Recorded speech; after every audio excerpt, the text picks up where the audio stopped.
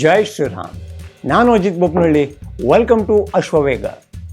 ನಮ್ಮ ಮೊಟ್ಟ ಮೊದಲ ಪ್ರಧಾನಮಂತ್ರಿ ಇದ್ರಲ್ಲ, ಅದೇ ಚಾಚಾ ನೆಹರು. ಎಲ್ಲರೂ ಪ್ರೀತಿಯಿಂದ ಚಾಚಾ ಅಂತಿದ್ರಂತೆ. ಅವರ ಪೂರ ಹೆಸರು ಜವಾಹರ್ಲಾಲ್ ನೆಹರು ಅಂತ ನಿಮಗೂ ಚೆನ್ನಾಗಿ ಗೊತ್ತಿದೆ. ಅವರನ್ನ ಈಗ ನರೇಂದ್ರ ಮೋದಿ ಅವರು ಓವರ್ಟೇಕ್ ಮಾಡಿದ್ರಂತೆ. ಅರ್ರೆ, ಅಂದರೆ ಈ ಚುನಾಯಿತ ಪ್ರಧಾನಿಗಳಲ್ಲಿ ಅತಿ ಹೆಚ್ಚು ಕಾಲ ನಮ್ಮ ದೇಶವನ್ನ ಅಂದರೆ ಆಡಳಿತ ಮಾಡಿರುವಂತಹ ಪ್ರಧಾನಿಗಳಲ್ಲಿ ಮೋದಿ ಅವರು ಈಗ ನಂಬರ್ 1 ಅಂತೆ. ಈ ವಿಚಾರಕ್ಕೆ ಸೋಷಿಯಲ್ ಮೀಡಿಯಾದಲ್ಲಂತೂ ನರೇಂದ್ರ ಮೋದಿ ಅವರು ಟ್ರೆಂಡಿಂಗ್ ನಂಬರ್ 1 ಇದ್ದಾರೆ. ಬಿಡಿ, ಅವರು ಟ್ರೆಂಡಿಂಗ್ ಅನ್ನೋ ವಿಚಾರಕ್ಕೆ ಬಂದರೆ ಅವ್ರು ಯಾವಾಗಲೂ ನಂಬರ್ 1 ಇರ್ತಾರೆ. ಆದರೆ ಈಗ ಕೆಲವೊಂದಿಷ್ಟು ನೆಹರು ಅವರ ಕಾಲಕ್ಕೂ ಮೋದಿ ಅವರ ಕಾಲಕ್ಕೂ ಹೋಲಿಕೆ ಮಾಡಿಕೊಂಡು ಚರ್ಚೆಗಳಾಗ್ತಾ ಇದ್ದಾವೆ. ಅದ್ರ ಬಗ್ಗೆ ನೋಡಲೇಬೇಕಲ್ಲ, ಖಂಡಿತ ನೋಡಬೇಕಾಗುತ್ತೆ. ಆ ನೋಡೋ ಗ್ಯಾಪಲ್ಲಿ ಇನ್ನೂ ಯಾರಲ್ಲ ಅಶ್ವವೇಗ ಚಾನಲನ್ನು ಸಬ್ಸ್ಕ್ರೈಬ್ ಮಾಡ್ಕೊಂಡಿಲ್ವೋ ಈ ಕೂಡಲೇ ಮಾಡ್ಕೊಂಡ್ಬಿಡಿ. ಈ ಮೋದಿ ಅವರ ಕಾಲಕ್ಕೂ ನೆಹರು ಅವರ ಕಾಲಕ್ಕೂ ತುಂಬ ಅಜಗಜಾಂತರ ಅಂತಾರಲ್ಲ, ಆ ಥರದೊಂದು ದೊಡ್ಡದೊಂದು ಅಂತರ ಇದೆ. ಆದರೆ ನೆಹರು ಅವರು ಮಾಡಿರುವಂತಹ ಕೆಲವೊಂದು ಈ ಪ್ರಮಾದಗಳು ಅಂತ ನಾವು ಕರಿಬೋದು. ಯಾಕೆಂದರೆ ಸ್ವಲ್ಪ ಗೌರವ ಇದೆಯಲ್ಲ, ಹಾಗಾಗಿ ಮಿಸ್ಟೇಕ್ ಅನ್ನೋದು ಒಂದು ದೊಡ್ಡ ಶಬ್ದ ಆಗದೇ ಇದ್ರೂ ಕೂಡ ಕನ್ನಡದಲ್ಲಿ ಒಂಚೂರು ಕಿಮ್ಮತ್ ಕೊಟ್ಟು ಪ್ರಮಾದ ಅಂತ ಕರಿಬೋದು. ಅದನ್ನೆಲ್ಲವನ್ನೂ ಕೂಡ ಮೋದಿಯವರ ಕಾಲದಲ್ಲಿ ಸ್ಯಾರಿಸಿ ಅಳಿಸಿ ಗೂಡಿಸಿ ಗುಂಡಾಂತರ ಮಾಡಲಾಗಿದೆ ಅನ್ನೋದು ಗಮನಾರ್ಹವಾದ ಸಂಗತಿಯಾಗಿದೆ. ಉದಾಹರಣೆಗೆ ತಗೊಳ್ಳೋದಾದರೆ ಕಾಶ್ಮೀರಕ್ಕೊಂದು ವಿಶೇಷವಾದ ಸ್ಥಾನಮಾನವನ್ನು ಕೊಟ್ಟರು. ಆರ್ಟಿಕಲ್ 370. ನಮಗೊಬ್ಬರು ತೀರಾ ಪರಿಚಯದವರೇ ಬೇಕಾದವರೇ ಅವರಿಗೆ ನರೇಂದ್ರ ಮೋದಿ ಕಂಡ್ರೆ ಆಗ್ತಿರ್ಲಿಲ್ಲ. ಆದರೆ ಭಾರತದ ಸೈನ್ಯ ಇದೆಯಲ್ಲ, ಅದ್ರ ಬಗ್ಗೆ ಭಯಂಕರ ಗೌರವ ಇತ್ತು. ಅವರು ಹೇಳಿದರು, ಒಂದು ವೇಳೆ ಆರ್ಟಿಕಲ್ 370 ಮೋದಿಯವರು ರದ್ದು ಮಾಡಿದರೆ ನಾನು ಮೋದಿಯವರ ಫ್ಯಾನ್ ಆಗಿಬಿಡ್ತೀನಿ ಅಂತ ಹೇಳಿದರು. ಯಾಕೆಂದರೆ ನಮ್ಮ ಭಾರತೀಯ ಸೇನೆ ಹಾಗೂ ನಮ್ಮ ಸೈನಿಕರು ಅಲ್ಲಿ ಕಾಣ್ತಾ ಇದ್ದ ನರಕ ಅಂತಿಂಥದ್ದಲ್ಲ. ಬಂದೇ ಬಿಡ್ತು ಮೋದಿಯವರ ಟೈಮು. ಅವರು ತಮ್ಮ ಈ ಪ್ರಚಾರ ಭಾಷಣದಲ್ಲಿ ಬೇರೆ ಆರ್ಟಿಕಲ್ 370 ತೆಗಿತೀವಿ, ಕಸದ ಬುಟ್ಟಿಗೆ ಹಾಕ್ತೀವಿ ಅಂತ ಹೇಳಿದರು. ಹಾಗಾಗಿ ಮಾಡಲೇಬೇಕಲ್ಲ, ಆ ಕಾರಣಕ್ಕೆ ಮಾಡೇ ಬಿಟ್ಟರು.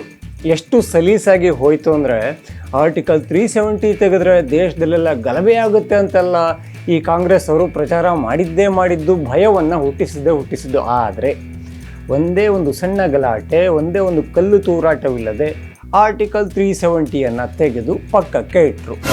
ಜೊತೆಗೆ ಈ ರಾಮ ಮಂದಿರ ಅನ್ನೋದು ಎಲ್ಲ ಕಾಲದಲ್ಲೂ ಕೂಡ ತುಂಬ ದೊಡ್ಡ ವಿಚಾರಣೆ ಆಗಿತ್ತು. ಆ್ಯಂಡ್ BJP ಅವ್ರಿಗೂ ಕೂಡ ಒಂದು ಪ್ರಚಾರದ ಒಂದು ವಸ್ತುವಾಗಿತ್ತು. ಎಲ್ಲಿ ತನಕ? ರಾಮ ಮಂದಿರ ನಿರ್ಮಾಣ ಆಗೋ ತನಕ. ಅಲ್ಲಿ ತನಕ ಈ ಸಲ ನಾವು ಅಧಿಕಾರಕ್ಕೆ ಬಂದರೆ ರಾಮ ಮಂದಿರ ನಿರ್ಮಾಣ ಪಕ್ಕ ಅಂತ ಹೇಳ್ಕೊಂಡೇ ಬಂದಿದ್ರು. ಆದರೆ ಆಗಿರಲಿಲ್ಲ. ಅದಕ್ಕೆ ಕಾನೂನಿನ ಹೋರಾಟಗಳು ಆ ರೇಂಜಿಗಿದ್ವು. ಅದರಲ್ಲಿ ವಾದಿಗಳಿರ್ತಾರೆ, ಪ್ರತಿವಾದಿಗಳಿರ್ತಾರೆ, ಅದಕ್ಕೆ ಸಾಕ್ಷಿಗಳನ್ನು ಕೊಡೋರು ಇರ್ತಾರೆ. ಅದೆಲ್ಲವನ್ನು ನೋಡೋಕ್ಕೆ ಕೋರ್ಟ್ ಕೂಡ ಅಷ್ಟೇ ವೇಗವಾಗಿ ಕೆಲಸವನ್ನು ಮಾಡಬೇಕಾಗುತ್ತೆ. ಆದರೆ ಇದೇ ನರೇಂದ್ರ ಮೋದಿ ಅವರ ಟೈಮಲ್ಲಿ ರಾಮ ಮಂದಿರವನ್ನು ಕೂಡ ನಮ್ಮ ದೇಶದ ಬಹುಸಂಖ್ಯಾತ ಹಿಂದೂಗಳು ಕಣ್ತುಂಬಿಕೊಂಡ್ರು. ಅದು ಕೂಡ ಮೋದಿಯ ಒಂದು ಹೆಗ್ಗಳಿಕೆಗೆ ಒಂದು ಸೇರ್ಪಡೆ ಆಗುತ್ತೆ. ಜೊತೆಗೆ ಈ ಟ್ರಿಪಲ್ ತಲಾಕ್ ಅನ್ನೋದೊಂದು ಅನಿಷ್ಟ ಪದ್ಧತಿ ಇತ್ತು. ಅದಕ್ಕೆ ತಿಲಾಂಜಲಿ ಹಾಡೋಕ್ಕೆ ಮೋದಿಯೇ ಬರಬೇಕಾಯಿತು. ಅಂದರೆ ಎಲ್ಲರೂ ಕೂಡ ಸಮಾನರು ಅಂತ ಭಾರತ ನೋಡುತ್ತೆ, ಎಲ್ಲರಿಗೂ ಒಂದೇ ಕಾನೂನು ಅಂತ ಅನ್ವಯ ಆಗುತ್ತೆ ಅಂತಲೇ ಕೇಳುತ್ತೆ. ಆದರೆ ಇಲ್ಲ, ನಾನು 3 ಸಲ ತಲಾಕ್ ಅನ್ಬಿಡ್ತೀನಿ, ಡಿವೋರ್ಸ್ ಆಗೋಯ್ತು ಅಂತ ಹೇಳಿದ್ರೆ ಅದು ಹೇಗೆ ಆಗುತ್ತೆ?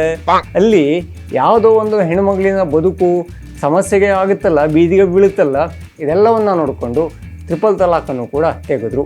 ಸೊ ನೆಹರು ಮತ್ತು ಮೋದಿಗೆ ಕಂಪೇರ್ ಮಾಡಿದ್ರೆ ಆಯಾ ಕಾಲದಲ್ಲಿ ಅವರವರ ಕೊಡುಗೆಗಳು ಅದ್ಭುತ ಅಂತಲೇ ಅನಿಸುತ್ತೆ. ಯಾಕೆಂದರೆ ಆಗ ಭಾರತ ಆರ್ಥಿಕವಾಗಿ ಗಟ್ಟಿಯಾಗಿರಲಿಲ್ಲ, ಜಸ್ಟ್ ಒಂದು ಸ್ವಾತಂತ್ರ್ಯ ಸಿಕ್ಕಿತ್ತಷ್ಟೇ. ಬಟ್ ನೆಹರು ಅವರು ಈ ಕೆಲಸ ಮಾಡಿದಕ್ಕಿಂತ ಪ್ರಚಾರನೇ ಜಾಸ್ತಿ ಮಾಡಿದ್ರ ಅನ್ನೋದು ಕೂಡ ಬರುತ್ತೆ. ಯಾಕೆಂದರೆ ಒಂದು ಸಿಗರೇಟ್ ಸಲುವಾಗಿ ವಿಮಾನನ ಕಳಿಸಿದ್ದು ಕೂಡ ನಮ್ಮ ಭಾರತ ಕಂಡಿದೆ, ಕೇಳಿದೆ ಹಾಗೂ ಅರ್ಥ ಮಾಡ್ಕೊಂಡಿದೆ. ಸೊ ನರೇಂದ್ರ ಮೋದಿ ಅವರ ಮುಂದಿನ ಹಾದಿ ಹೇಗಿರುತ್ತೆ? ಅದು ಭಯಂಕರ ಈಗ ಕಾಡ್ತಾ ಇರೋ ಪ್ರಶ್ನೆ. ಯಾಕೆಂದರೆ ಮೊನ್ನೆ ನಮ್ಮ ವಿಪಕ್ಷ ನಾಯಕ ರಾಹುಲ್ ಗಾಂಧಿ ಅವರು ಬೇರೆ ಒಂದು ಶಕುನ ಹೇಳ್ಬಿಟ್ಟಿದ್ದಾರೆ.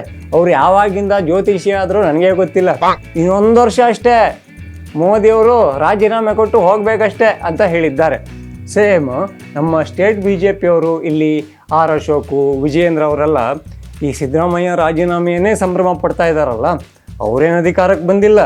ಈ 6 ವರ್ಷಕ್ಕೂ ಕೂಡ ಅವರಿಗೆ ಮುಖ್ಯಮಂತ್ರಿ ಸ್ಥಾನ ಸಿಕ್ಕಿಲ್ಲ. DKC ಅವರು CM ಆಗಿದ್ದಾರೆ. ಅದನ್ನು BJPಯ ಗೆಲುವು ಅನ್ನೋ ರೇಂಜಲ್ಲಿ ಆಡ್ತಾ ಇದ್ದಾರಲ್ಲ, ಅದೇ ಥರದಲ್ಲಿ ನಮ್ಮ ರಾಹುಲ್ ಗಾಂಧಿ ಅವರು ಕೂಡ ಮೋದಿ ಇಳಿದು ಬಿಡ್ತಾರೆ ಅಂತ ಖುಷಿ ಪಡ್ತಾ ಇದ್ದಾರಾ, ಹಾಗೆ ಮೋದಿ ಆದಮೇಲೆ ಏನಾದರೂ ಯೋಗಿ ಆದಿತ್ಯನಾಥ್ ಅವರು ಬರ್ತಾರಾ ಅಂತ ಭಯ ಪಡ್ತಿದ್ದಾರಾ ಅಂತ ಇನ್ನು ಕೆಲವೇ ದಿನಗಳಲ್ಲಿ, ಕೆಲವೇ ವರ್ಷಗಳಲ್ಲಿ ಈ ಅವಧಿ ಮುಗಿದ ಮೇಲೆ ಮೋದಿ ಒಂದು ವೇಳೆ ರಾಜೀನಾಮೆ ಕೊಟ್ಟ ಮೇಲೆ ಅಥವಾ ಪಕ್ಷವೇ ಮೋದಿಯನ್ನು ಕೆಳಗಡೆ ಇಳಿಸಿದ ಮೇಲೆ ನೋಡಬೇಕಾಗಿದೆ. ಪಕ್ಷ ಈಸಿಯಾಗಿ ಮೋದಿಯನ್ನು ಕೆಳಗಡೆ ಇಳಿಸುವ ತಾಕತ್ತಿದೆಯಾ? ಖಂಡಿತ ಇಲ್ಲ. ಯಾಕೆಂದರೆ ಲೋಕಸಭಾ ಇಲೆಕ್ಷನ್ ಮೋದಿ ಅನ್ನೋ ಒಂದು ಹೆಸರಲ್ಲಿ ನಡೆಯುತ್ತೆ. ಎಲ್ಲ ರಾಜ್ಯಗಳಲ್ಲಿ, ಇಡೀ ದೇಶದಲ್ಲಿ ಕೂಡ ಮೋದಿ ಅನ್ನೋ ನಾಮಬಲವೇ ಸದ್ಯದ BJPಯ ಒಂದು ಗಟ್ಟಿ ತೋಳು ಅಂತ ಹೇಳಬಹುದು. ಇನ್ನೂ ಯಾರೆಲ್ಲ ಅಶ್ವವೇಗ ಚಾನಲ್ನ ಸಬ್ಸ್ಕ್ರೈಬ್ ಮಾಡ್ಕೊಂಡಿಲ್ವೋ ಈ ಕೂಡಲೇ ಮಾಡ್ಕೊಳ್ಳಿ. ಹಾಗೆ ಎಲ್ಲ ವಿಡಿಯೋಗಳಿಗಾಗಿ ಬೆಲ್ ಐಕಾನನ್ನು ಒತ್ತಿ. ಜೈ ಶ್ರೀರಾಮ್.